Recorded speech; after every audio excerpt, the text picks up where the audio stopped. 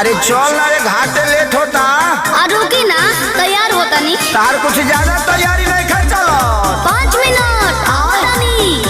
हाँ काहे गुस्सा करो तनी?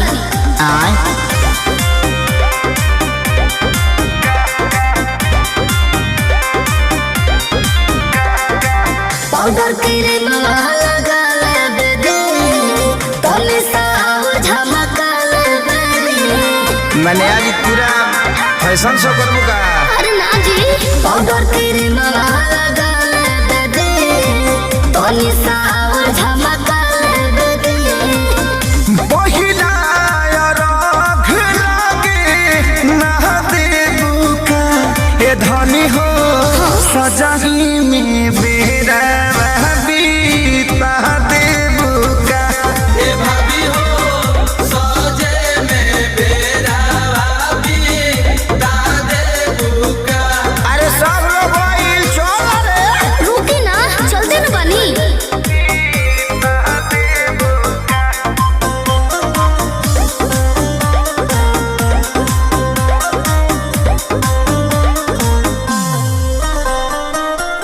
सबखे में लगे सब छोड़ देबू का।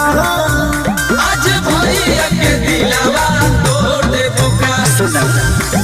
घर ही बुझाता कोई भोर देबू का।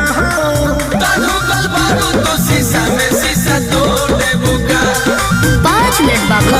5 मिनट तो तारो रात में क्यों हो। इहे रहो न राउर लागे लबाउर, सोच के ना जाए बस काय तो होई राउर।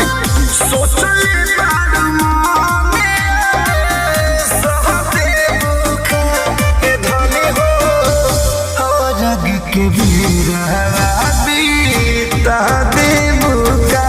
ए भाभी हो सजे में बेरा बीता देबू का।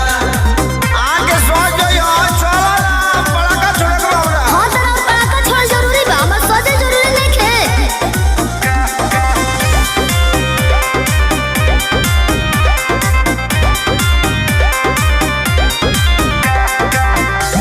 पिया पवन ढेर भूखी है ना।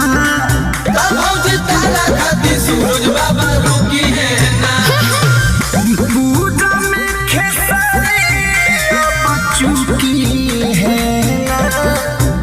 इता जोई है अकेले ढेर झुकी है ना।